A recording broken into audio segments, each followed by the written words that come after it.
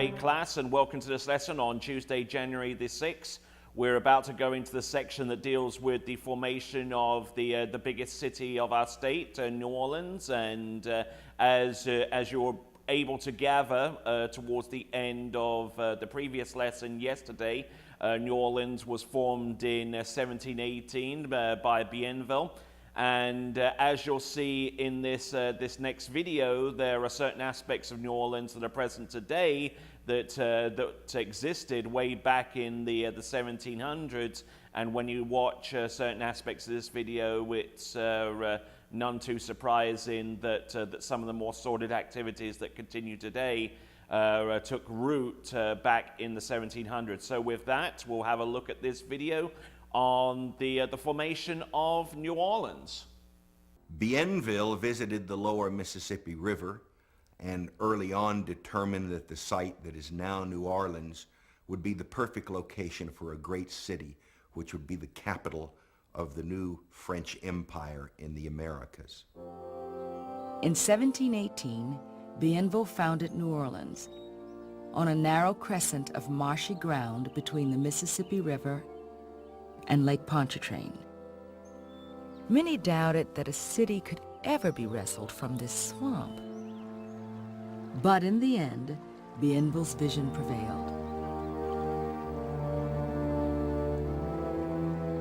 By the 1730s, the town had emerged as a major commercial center. For most of the colonial period, New Orleans was the only major city in the Louisiana colony.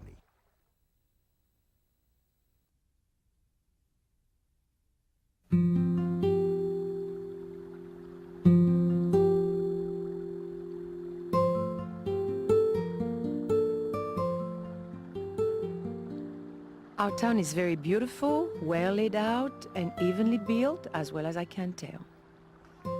The streets are wide and straight. There's a popular song here which says that this city is as beautiful as Paris.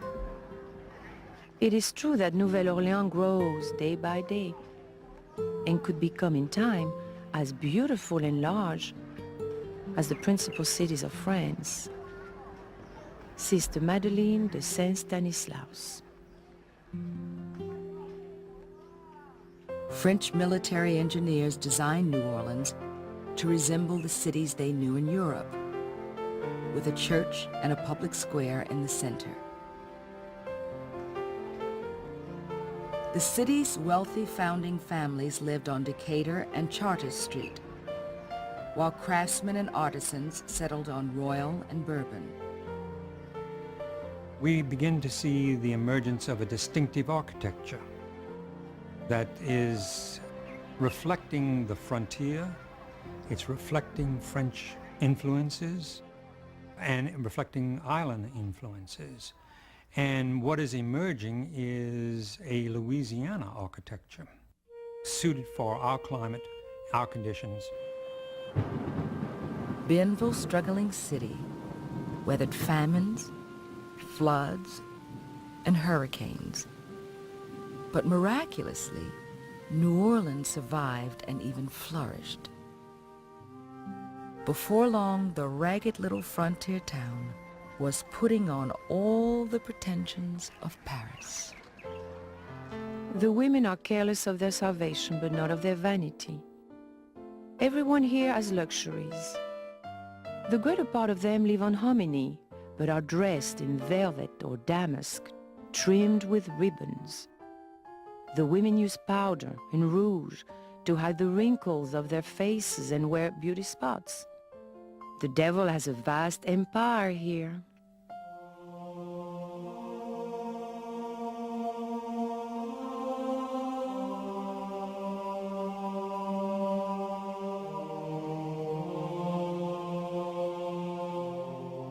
To conquer that vast empire, the church sent missionaries.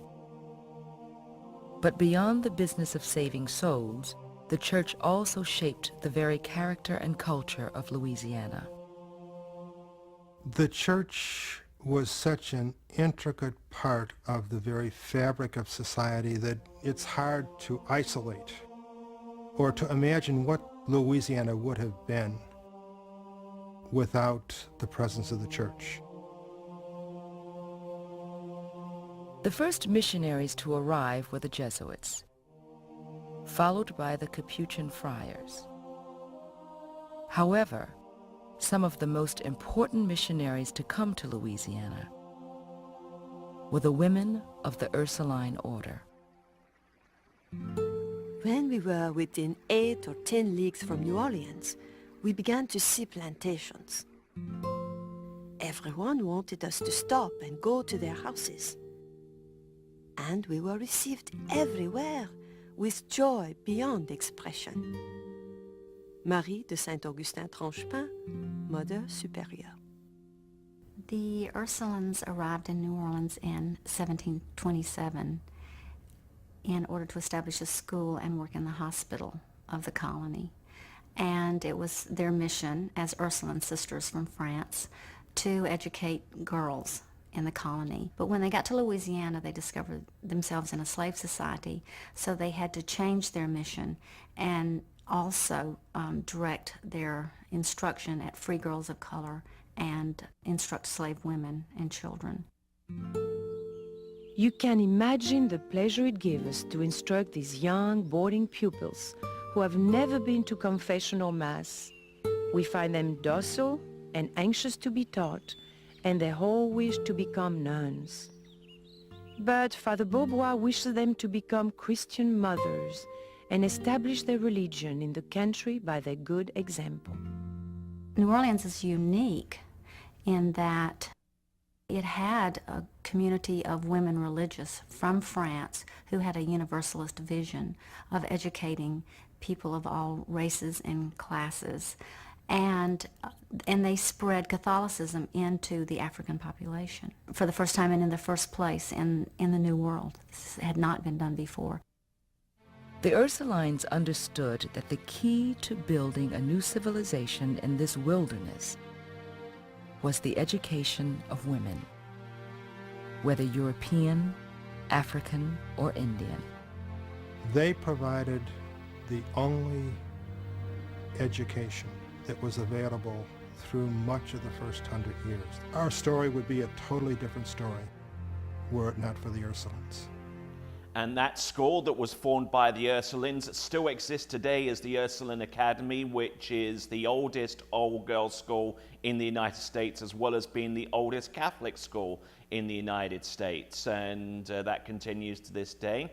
Now, the next section of this class, the next video that you see, deals with Code Noir, which was actually a set of protections that were offered slaves in the French colony at that time that didn't exist in other colonies in North America that existed, such as those that were under the governorship of the British.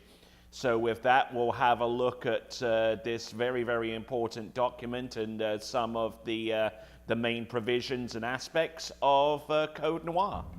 Not only in Ursuline schoolrooms, but throughout the colony, relations between the French and their African slaves were unique in Louisiana. Unlike the British American colonies, slavery here was guided by France's Code Noir. It basically spelled out the rights of the slaves. They were recognized as persons. They had certain rights that even their masters were required to respect. They had to be baptized into the Catholic faith. They could not be denied the right to come to church. If they were married, they could not be separated. If they had children, they could not be sold apart. That was some of the very, very important protections that exist in Louisiana that did not exist in some of the British colonies which neighbored Louisiana. The original Code Noir provided that if a slave became the mother of a child of the master, then the master was obligated to marry this woman, free her and their children. This was the first version of the Code Noir, the French code that regulated slavery.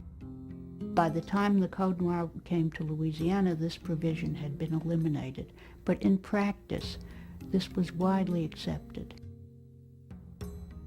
Many former slaves purchased their family members still in bondage and liberated them. Before long, Louisiana had a prosperous and growing population of free people of color. Racial barriers were not very firm at all in colonial Louisiana. They firmed up much later. This was a place where there was a face-to-face encounter of people from all over the world.